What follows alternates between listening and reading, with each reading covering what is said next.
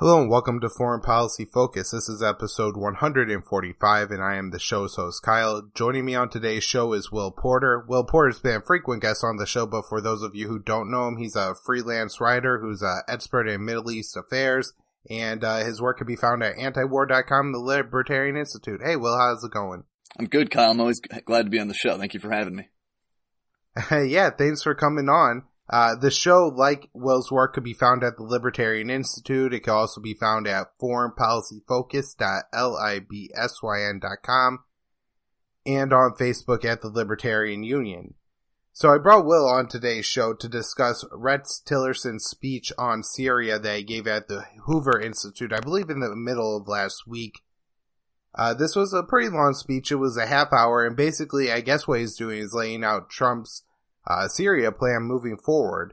So he's introduced by Condi Rice and has a interview with her after a little sit-down Q&A. Very flattering remarks for Condi Rice, who, at least in some part, responsible for what happened in Syria today. I mean, if it wasn't for the Iraq war that was fought under George Bush, ISIS wouldn't have been able to spread to Iraq and may not have even existed in the first place. So, I mean, we could start all the way back there.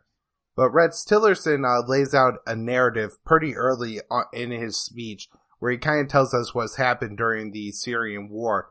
I think Wills has a couple of these put down and is going to kind of debunk the claims that Tillerson makes. Yeah, sure. So this speech here is, the purpose of it is to lay out some American policies that, he's trying to advocate and sell to the public here. But the first part of the speech involves him really trying to characterize the war in order to sort of paint the picture to make it seem like the policies naturally follow. However, the narrative he paints is full of just, almost at every point in every sentence of this speech is full of some kind of lies or spin or what I would just call propaganda. And so I'd like to go through just a few of those points that I think are important in him characterizing the situation there. And so one of the first things he talks about is sort of at the beginning of the war. And he says it started because Assad's, state security forces were firing on peaceful demonstrators. However, we have some reason to doubt that's completely true, that there was purely just peaceful demonstrations and that Assad's security forces fired upon them. We have a Dutch missionary that was in Syria named Frans van der Loot, and he gave a first-hand account in which he said he witnessed armed demonstrators marching alongside normal protesters, in some cases even firing on the police. And so that would contribute to the sort of harsh crackdown that Assad's security forces would do on the protesters. But Tillerson, of course, leaves out the part that there were armed marchers early on in the protest here. Another thing that Tillerson does to sort of skew the picture of the war is he cites the overall casualty figure and basically lets you believe that Assad and Assad's forces, so his allies Russia and Iran as well, he'd have you believe that Assad is responsible for all of these casualties, despite the fact that they're pretty much split evenly between the two sides at this point. Thirdly, he describes the liberation of Aleppo as the fall of the city, as if this is a terrible thing. Typically, you describe it when a city is freed from some hostile takeover. You describe that as a liberation, not as a fall. You describe a fall when the city is taken over by that hostile force. And with a straight face, Tillerson criticized the way that the Assad regime tried to take back East Aleppo. Yet at the very same time, the United States in Mosul is doing almost the exact same thing, killing a lot of civilians in an attempt to free the city of radicals. And so I don't know, how many of these did you want me to get into? Did you want to discuss the Aleppo thing at all? Yeah, I think the Aleppo thing is an important example just as how skewed the whole picture he paints is. Everything is the fault of either Assad or Russia, and nothing is the fault of the United States. Even though, as we know from the Seymour Hersh article, the rat line, the United States was supplying weapons and jihadists to the Syria uprising, very beginning of the Syrian Civil War. And so, that was a real scandal of Benghazi. They had the, little fake trial with Hillary Clinton over did she send troops there fast enough. But the real scandal was that she was funneling, jihadists from Libya to Syria to fuel the civil war there. And so if you're Rex Tillerson and you're looking at what to blame or, where to place blame for the Syrian Civil War, the United States should at least take some blame for that. Also, the United States gave weapons to the rebels in East Aleppo and allowed them to hold out a lot longer. The weapons given to them, by the United States allowed them, and, also, Qatar and Saudi Arabia and Turkey, allowed them to hold out a lot longer and make it harder for the Assad troops to just run a ground campaign. And so now that they're using a lot more aerial bombardment, and that, that's not to justify the Assad government killing people, but Tillerson never recognizes America's role in any way, in this case. Right, absolutely. And in terms of sort of how Tillerson characterizes the rise of the Islamic State in Syria, as you've sort of been mentioning, the United States and its allies poured endless amounts of millions of dollars of weapons and training and equipment into the rebel opposition. And groups like Jabhat al-Nusra and the Islamic State were part of that rebel opposition. So in one particular thing that Tillerson says about the rise of ISIS in Syria, and one way he tries to blame this on Assad, is he repeats this propaganda line that Assad released radical prisoners in 2011, and that was what bolstered the rise of the group. Which of course is a very, if anything, even if that did bolster ISIS, that would be an incredibly trivial thing compared to the amount of weapons and training the United States and allies poured in. However, you can also go and read about this specific story about the release of prisoners. We can put it into the show notes. It's at a site called Levant Report. A journalist named David Misner really covered the question pretty thoroughly. And bottom line, basically, the granting of amnesty to those prisoners was likely more intended to appease the rebel opposition, not to unleash ISIS radicals on his own country, which wouldn't even really make sense in the first place. Well, right. And if you look at what the United States did in Raqqa, with the SDF allowing ISIS fighters to flee the city there, they made the calculation that it was easier to allow these jihadists to go free than to kill the civilians trying to bomb them out. Also, you have reports now of the United States-backed SDF releasing ISIS fighters who they captured back to their villages in the southern part of the Rojava state, because they're afraid, looking to appease the Arabs that aren't very happy being under Kurdish rule. Right. And there were times earlier on in the war, too, where the United States saw the Islamic State maneuvering around government controlled areas and basically did, refrain from bombing them, let them move, let them, threaten the Assad government. And so that's an interesting thing there, too, how we sort of, and this was in leaked recordings with John Kerry explaining how, we thought we could manage ISIS and we thought that it threatened Assad. And so it's interesting how, the United States has been very selective in how its approach to the Islamic State. Right. And then I guess the third group blamed by Rex Tillerson for the war in Syria, once again, isn't the United States or any of our allies, but is Iran. Tillerson says a couple times that Syria is sponsored by Iran. At one point, he says Syria has been sponsored by Iran for many years. What he doesn't mention is that the only reason why Iran was, fighting within Syria was because the jihadist groups Al-Qaeda and ISIS were taking a lot of ground from the Assad government. And, Iran doesn't, sees Assad as an ally, and I'm sure wants to keep him in power. At the same time, they would definitely not want Al-Qaeda ruling Syria. And so for that reason, they got involved. And so that's a much different picture than Tillerson paints. He also makes it sound like that Syria has long been a satellite state of Iran, and I don't even think that's a fair characterization of Syria today. As Tillerson mentions in his speech, even when Iran did get involved, Syria was still losing a lot of ground, and it wasn't until Russia and Putin got involved that the tides of that war started to really change. And so it seems very very unfair and a very dishonest characterization to say that Syria is anyway a sponsored state by Iran and, just an ally in need. Right. And sort of piggybacking on what you were saying about how, Assad and Iran were helping to fight closer to government-held areas where Al-Qaeda was really threatening, was really taking a lot of territory. This sort of goes with Tillerson's claim that Assad deliberately ignored ISIS in favor of, regular secular opposition guys.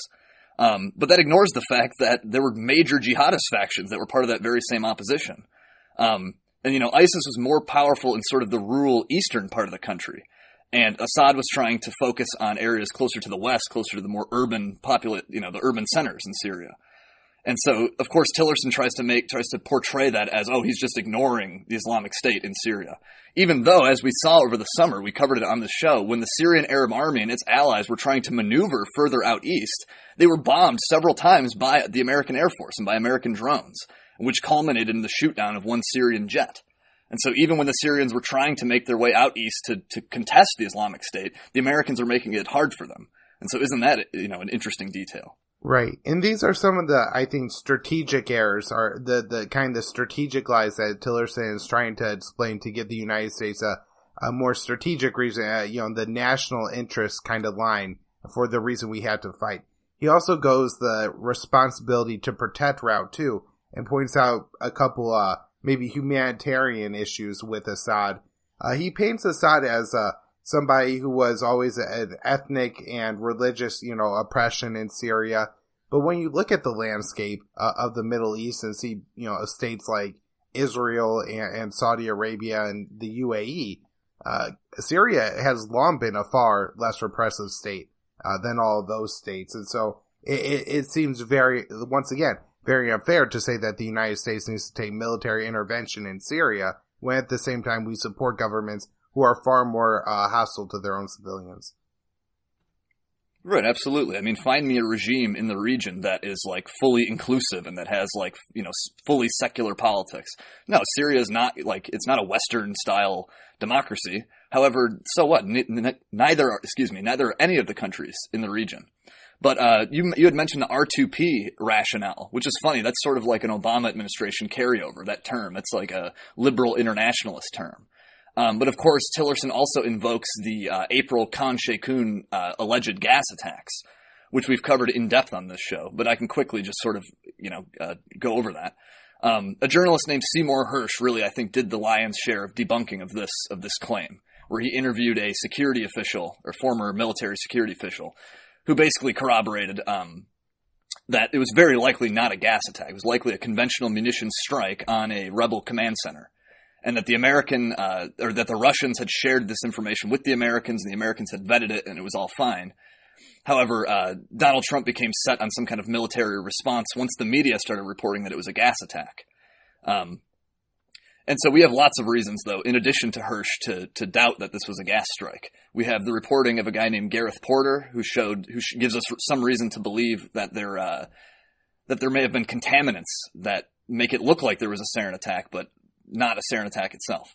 There's also reporting by a man named Scott Ritter, a former weapons inspector, who cites infrared weapon signatures to show that it likely wasn't a gas shell. But nonetheless, there's a lot of reasons to doubt the gas narrative. But of course, Tillerson is going to include that in his speech. Okay, thanks for that, Will. And I think that pretty much covers the narratives that should lean up to the current day in Syria that Tillerson talks about. I think what he was really trying to do in that section is justify why America needs to be involved in Syria. What Tillerson is going to do next is he's going to lay out the big picture as he sees it in Syria, kind of what the battlefield looks like today. And so I'm going to go ahead and play the clip from that speech for you right here, and then me and Will discuss it after. As we survey Syria today, we see the big picture, a situation characterized by principally three factors. ISIS is substantially, but not completely defeated. The Assad regime controls about half of Syria's territory and its population, and continued strategic threats to the U.S. from not just ISIS and al-Qaeda, but from others persist. And this threat I'm referring to is principally Iran.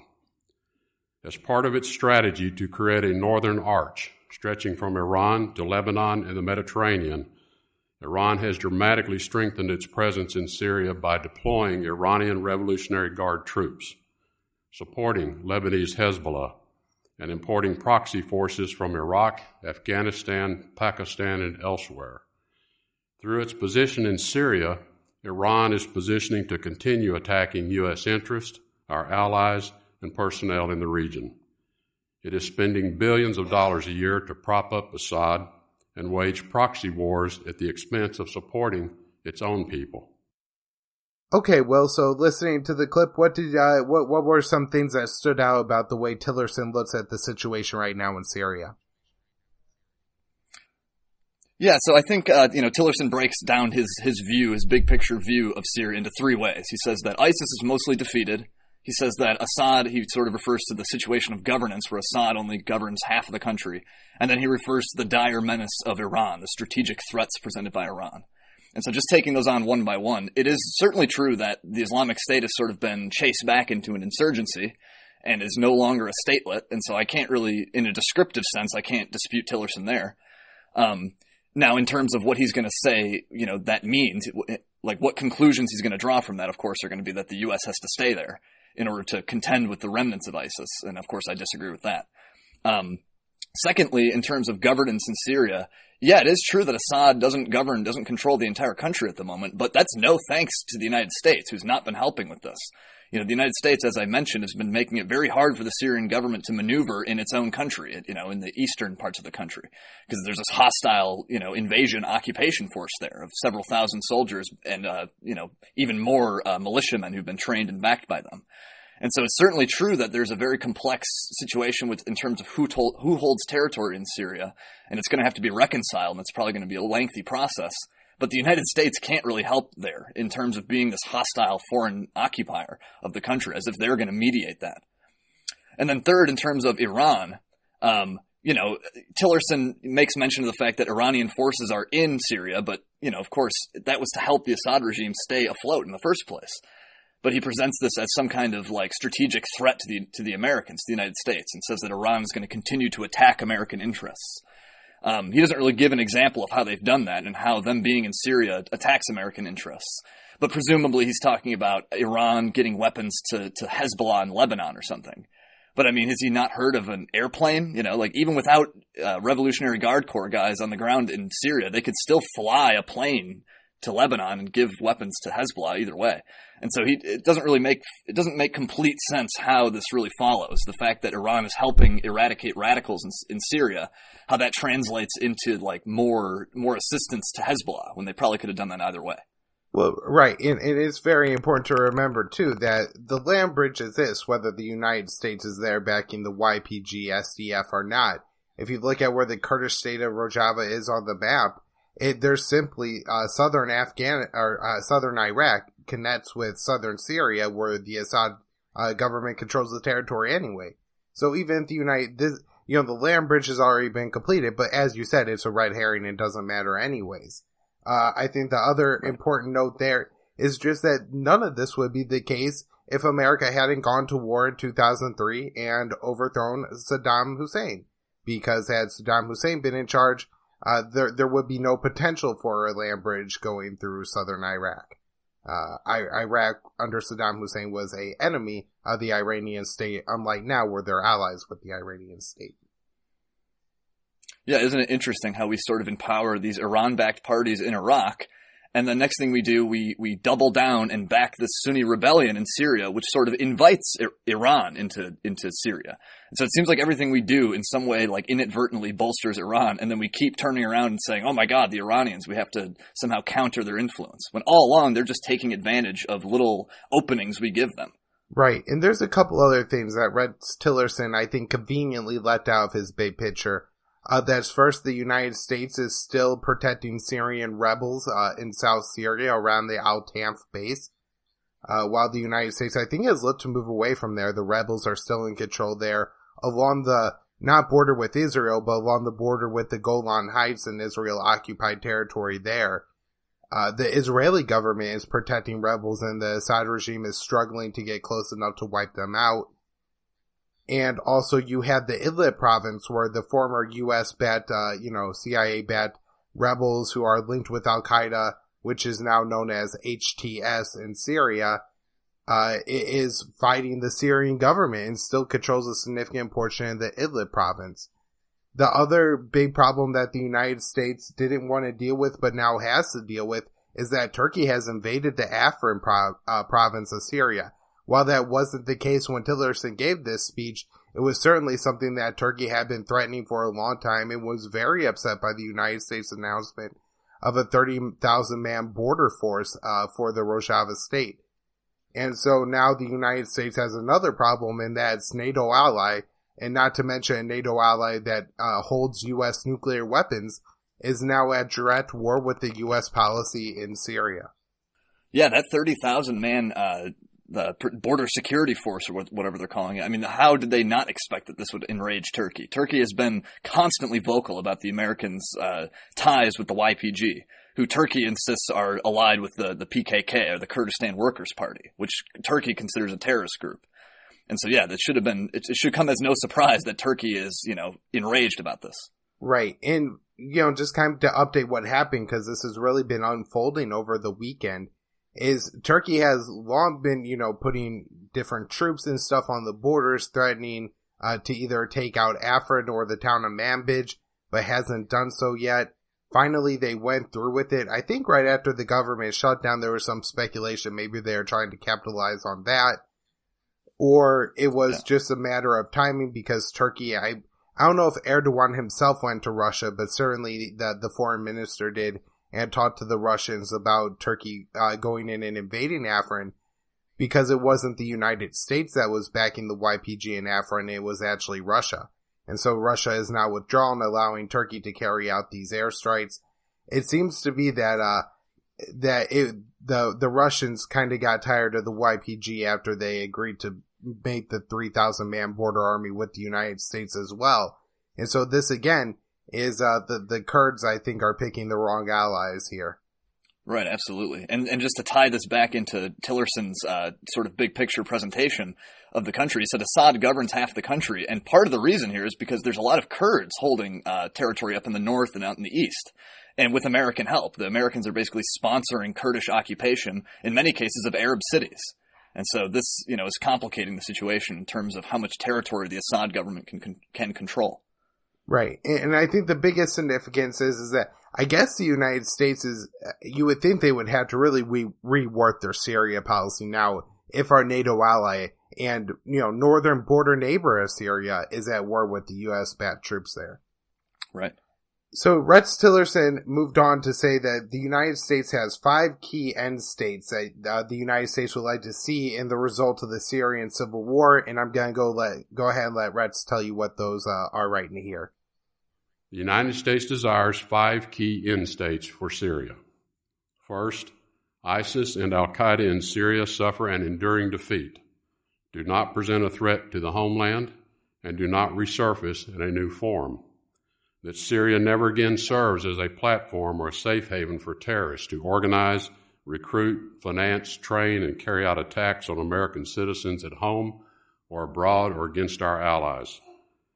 Second, the underlying conflict between the Syrian people and the Assad regime is resolved through a UN-led political process prescribed in UN Security Council Resolution 2254 and a stable, unified, independent Syria under post-Assad leadership is functioning as a state. Third, Iranian influence in Syria is diminished.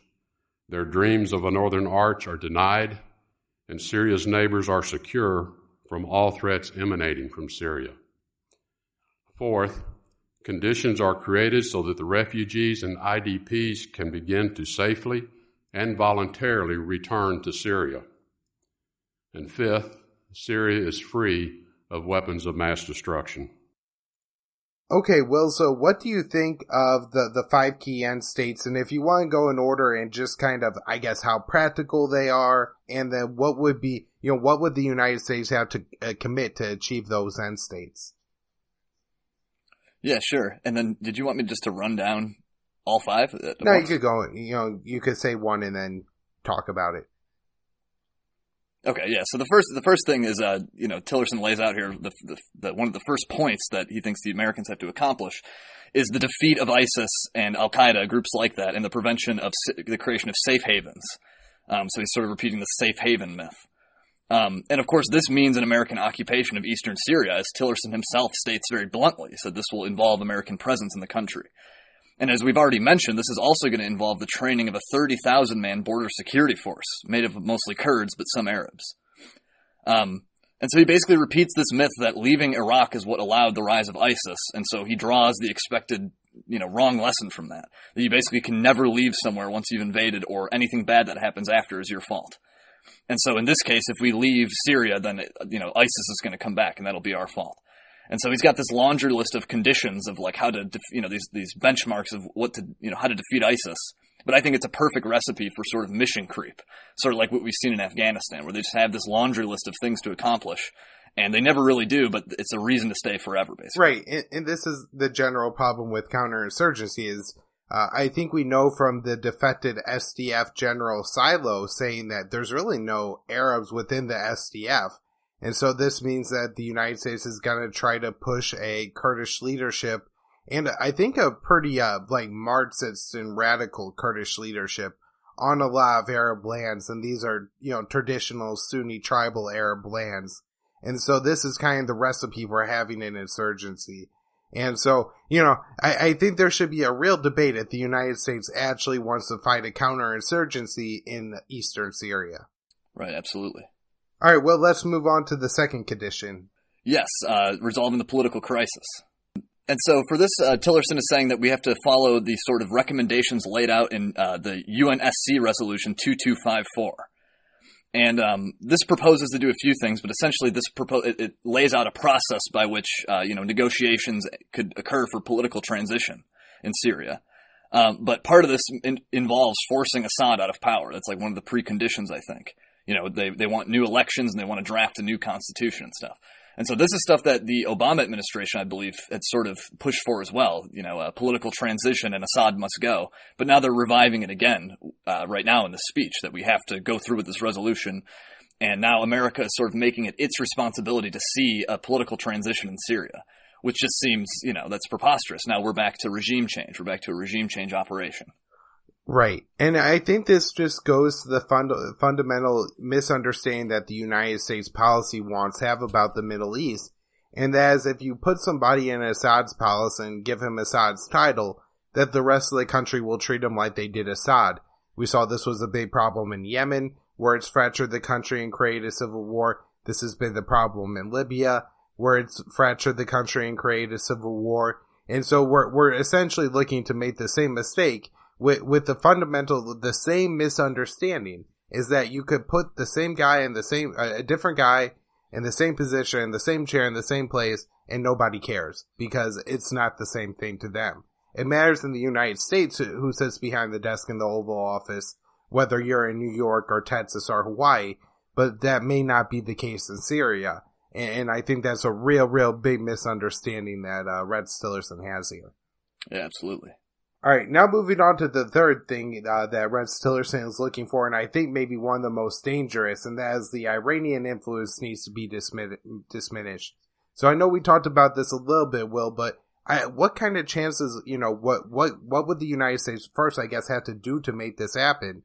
And then what would happen if they did, and what's the probability of success? Well, those are all good questions, I think. I think part of this, of course, involves maintaining an American presence in the country. They have to at least have that foothold there.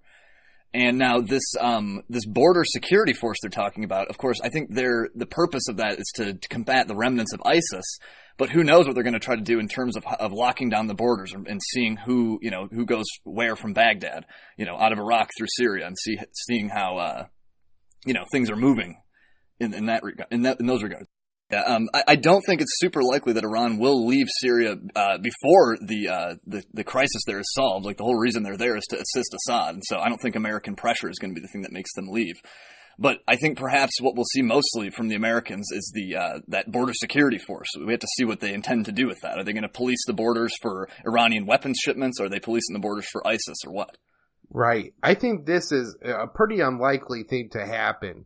I have no idea what the United States could possibly do to force it to happen, short of, just going to a full-out war in Syria, because it seems like Assad wants Iran to stay. Also, the issue is that it's pretty clear that Assad doesn't have the capability to really maintain like a full control over the country, in the sense of keeping down jihadist groups and different like rebel factions. And so if Iran were to leave Syria, it could be taking really important troops off of the battlefield against terrorism. And so, it seems like that could create a little bit of a power vacuum situation. And you could have some reemergence of al-Nusra or ISIS in Syria. Yeah, I agree. Definitely. The fourth one is a push for refugees to return home. This is probably the most likely thing to happen, I guess, of all the American outcomes. What do you think about it, Will? Yeah, this one was like, I think this is the one where Tillerson gives the fewest, like the least amount of detail. He mentions how we have to get the refugees returned, but he doesn't really propose, as far as I recall, any specific means of doing that. How are we going to get refugees to return there? You would think that this would entail some kind of cooperation with the Assad government and, the parties involved. But the other parts of the American strategy seem to be encouraging hostility with the Assad government. So how likely are we to get cooperation on this issue? It's a good question. Right. And this seems like one of the things, too, that if you look at the map and where people are returning home in Syria, they're returning to Aleppo and other areas controlled by the Assad regime right now. Nobody's going back home to the areas still controlled by Al-Qaeda or whatever. And so I think the United States' other goals in Syria are really counterproductive to the one, that would have the most positive effects and the one that's most likely to succeed. So it's really disappointing that, of course, this is the one thing that they're definitely not going to prioritize, I'm sure. Right. The last thing to note is that Syria is free of WMDs. I thought this was kind of an odd one, and I figure he must be referring to chemical weapons. Is that what you think, Will? Yeah, definitely. In terms of nobody's ever claimed that the Syrian government is a threat, is a weapons of mass destruction threat to anybody. The only WMD claim that has ever been used against Syria is the idea that he's dropped chemical weapons on his own people, which we've gone over several times in the show. But the State Department verified that Syria had destroyed its chemical weapons stockpile. Of course, that didn't stop them from accusing again in last April that the Assad regime again used chemical weapons, even though that this happened, this disposal had already occurred. But I find this to be one of the more dangerous ultimatums. Bashar al-Assad has been paying attention to what's happened to several leaders like Muammar Gaddafi and Saddam Hussein after they gave up their weapons of mass destruction. Pretty soon after they get overthrown and they end up lynched. So I find this to be an extremely dangerous ultimatum. This is sort of a poison pill that you're baking into the rest of the strategy that, some of these other things the United States might be able to get away with, but in making Syria get rid of all of its weapons, I think is sort of a step too far. I highly doubt that anybody will ever get Assad to agree to such a thing. Right. I think I mostly agree with that. I'm not sure what kind of deterrent that maybe Assad would look for in the future, mentioning the Gaddafi and Saddam Hussein situation. But maybe an Iranian similar missile program, thinking that if he's able to target and is in range of the American base in Qatar or Djibouti, that would give him some power at least, as far as Americans not trying to plot too many overthrows of him moving forward in the future. Right. Yeah. Syria used to have, I think, what was the sixth best surface to air defense in the world, but I think that's now completely not true because of the war. So much has been destroyed. And so Syria used to be pretty capable of resisting, air power and stuff, but now they're far less likely, far less capable in that regard. Yeah, I was actually looking at some of that today because I was trying to remember what happened there. I think now that most of Syria's air defense is Russian-manned S-300 missile systems. I'm not sure if there's actually S-400 systems in Syria, but I don't think Bashar al-Assad has a lot of control over, especially the more advanced surface-to-air missile systems in the country anymore. And that probably plays some parts into what's going on in Turkey, because, Assad has previously talked about shooting down any Turkish jets bombing in Syria. However, if Russia's okay with it and Russia controls the systems, then Assad really doesn't get the opportunity to shoot down any Turkish jets in Syria. Right. All right, so one of the last things that Tillerson does is he goes through and says the United States will take the following steps in order to achieve our ends. The first one has to do with stabilizing liberated areas, and I'll go ahead and play the clip. The United States, along with its allies and partners, will undertake the following steps to bring stability and peace to Syria. First, stabilization initiatives in liberated areas are essential to making sure that life can return to normal and ISIS does not reemerge. Stabilization initiatives consist of essential measures such as clearing unexploded landmines left behind by ISIS, allowing hospitals to reopen, restoring water and electricity services, and getting boys and girls back in school. The approach has proved successful in Iraq, where millions of Iraqis have returned to their homes. In Syria, however, unlike in Iraq, we do not have a national government partner for stabilization efforts, so we must work with others. As such, there's a great deal of difficulty to them. Since May, the United States has deployed additional diplomats to the affected areas in Syria, working with the United Nations, our partners in the Global Coalition to Defeat ISIS, and various non-governmental organizations. Our work to help local and regional authorities provide services to liberated areas builds trust between local populations and local leaders who are returning. Terrorists thrive under conditions that allow them to peddle their warped and hateful messages to vulnerable people in conflict-stricken areas. Our stabilization efforts will help those people turn away from the prospect of terrorism and toward integration in their local communities. We must be clear, stabilization is not a synonym for open-ended nation building or a synonym for reconstruction. All right, well, so step one here for Rex Tillerson is stabilizing liberated areas. He notes that there's no government to work with as far as the national government, because the United States, no matter what, the worst thing in the world would be us working with Assad to send kids to school and open hospitals. And what the United States is doing, building hospitals and building schools, is not nation building. So what do you think about that? Yeah, of course, he insists this is not an open-ended deployment, and it's not nation-building, except we have to rebuild the country and stay there in an open-ended way. I mean, of course, yeah, sure, I'm glad that they're going to be, he mentions, removing excess munitions and landmines and stuff. That's good. Little kids get killed by those things all the time in conflict zones. But, and I think he mentioned something about a diplomatic presence there, a greater diplomatic presence. I mean, these things I think can only, complicate the situation, sort of make it more like an Afghanistan-like situation where we're sort of taking responsibility for this country's success in the long term. And that is a nation-building project, and that has been an open-ended, engagement and deployment. And so I just worry that this is going to sort of turn into something like that when you're talking about these stabilization, efforts. Well, I thought it was amazing that he cited Iraq as an example of the success of this kind of program, because this sounds to me exactly like what Peter Van Buren was doing in Iraq, and I believe about 2009, when he was going over there and running these kind of programs, trying to get the Iraqi people to buy on with America's democracy pledges. And so Tillerson says that worked, but yet a couple of years later, we have the rise of ISIS. And so if you want to know more about that, Peter Van Buren's book is We Meant Well, I think, How We Lost the Hearts and Minds of the Iraqi People. So you guys should check out that book for sure, or maybe some of his interviews, either on the Tom Woods Show. I think he did an interview on that book, and he's done several on the Scott Horton Show. Yeah, Peter's So great. the second step, and I'll play Tillerson's clip here. Simultaneous with stabilization efforts, de-escalating the overall conflict is also a critical step to creating the conditions for a post-Assad political settlement. All right, so what Tillerson's plan here, Will, is to de-escalate the overall conflict. From what we discussed previously in this episode, does it sound like the United States plan is going to in any way de-escalate the overall conflict? I mean, certainly not. I think you can already see some of the side effects of this with what we were talking about with Turkey.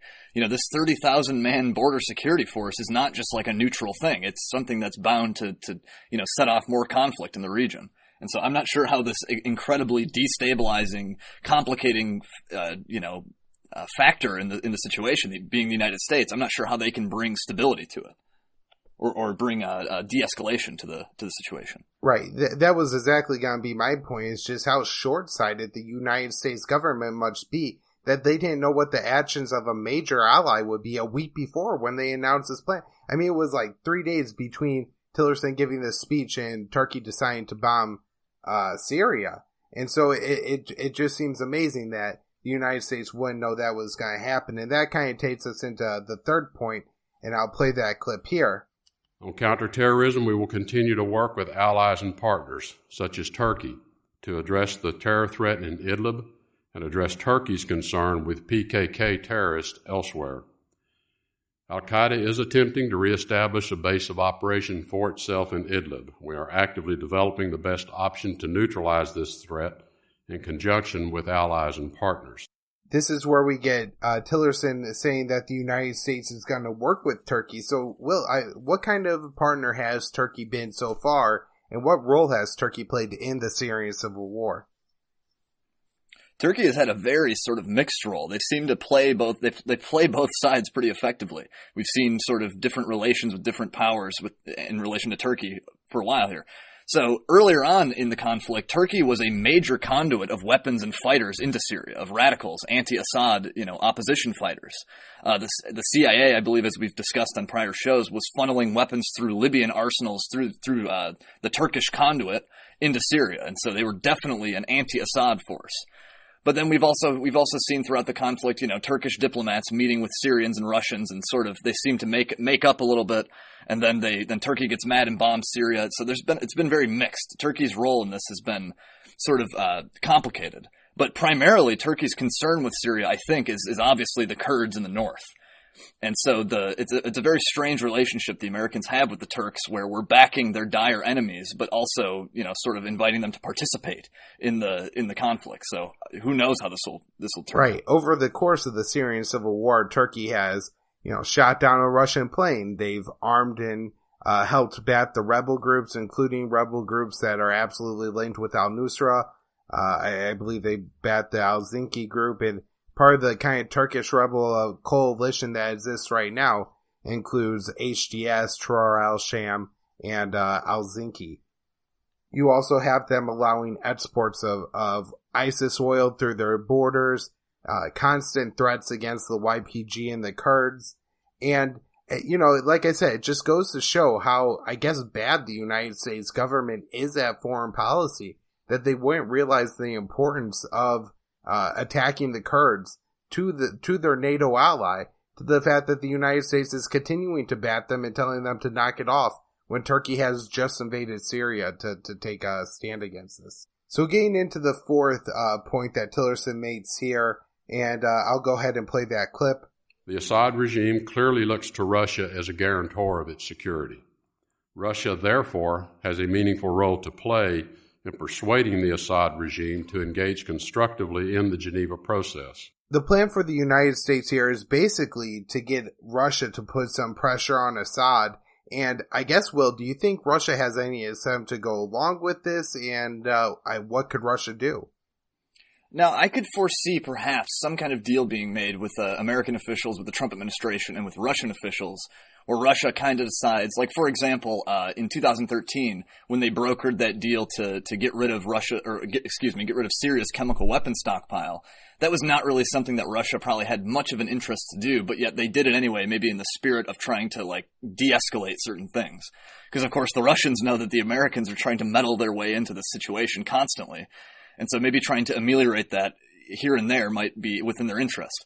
However, who knows in this case? It doesn't seem like we have much clout or much pressure, much way to get Russia to do this. We can't, what kind of political capital are we going to pull to try to convince the Russians to work with the Syrians?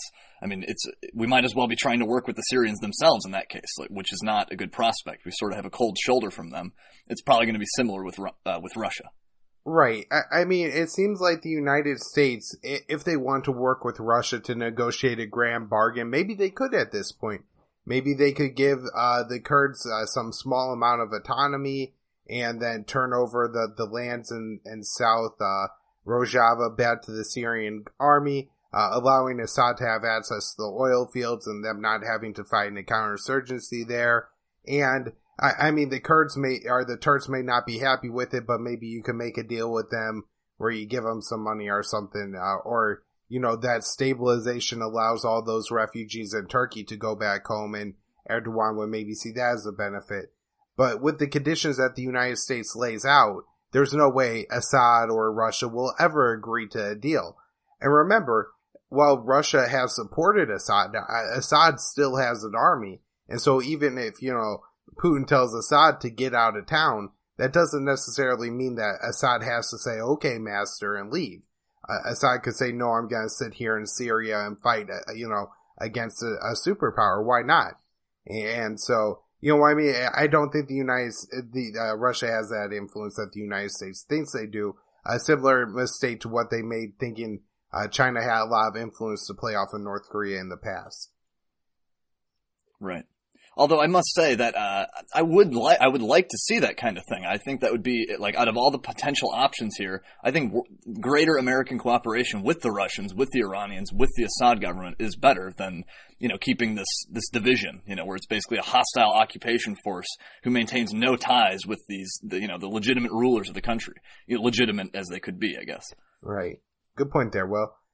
All right, so the last thing that Tillerson lays out is that the United States is going to work to reduce Iranian influence in Syria. Me and Will have addressed this several times, so we're not going to get into it again.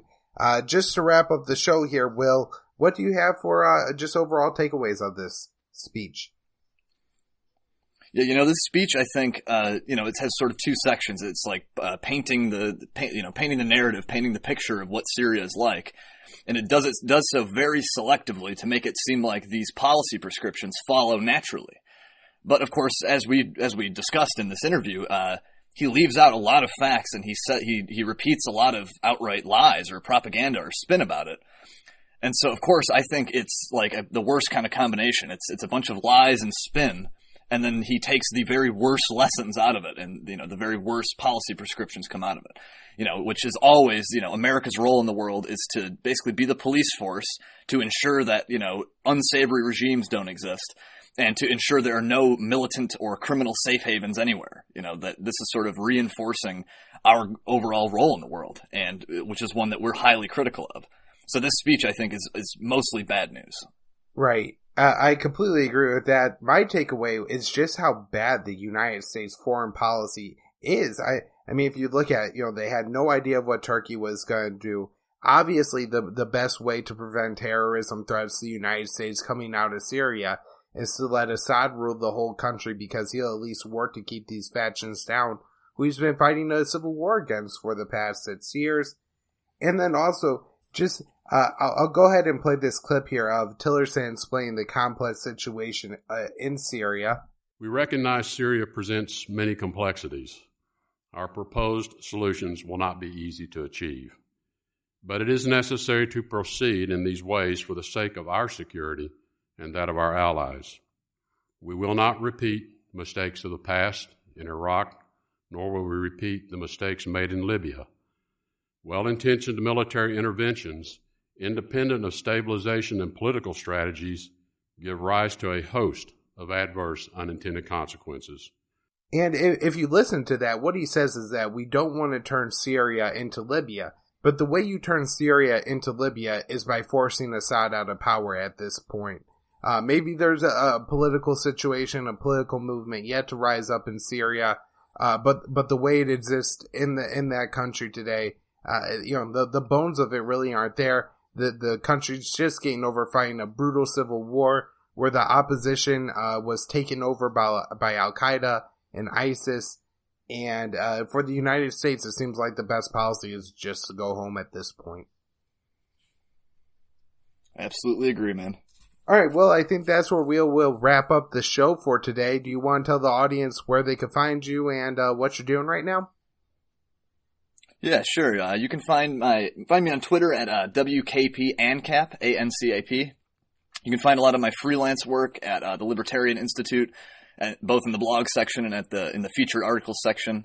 You can find me in the viewpoint section of antiwar.com. And so I think those are places you can find my work. All right, thanks, Will. And if you want to share this show, which me and Will would both really appreciate, you can find it at foreignpolicyfocus.libsyn.com, thelibertarianinstitute.org/Kyle, the Libertarian Union on Facebook. It's also on iTunes and Stitcher for those of you who want to check it out there. Thanks, everybody, for tuning in.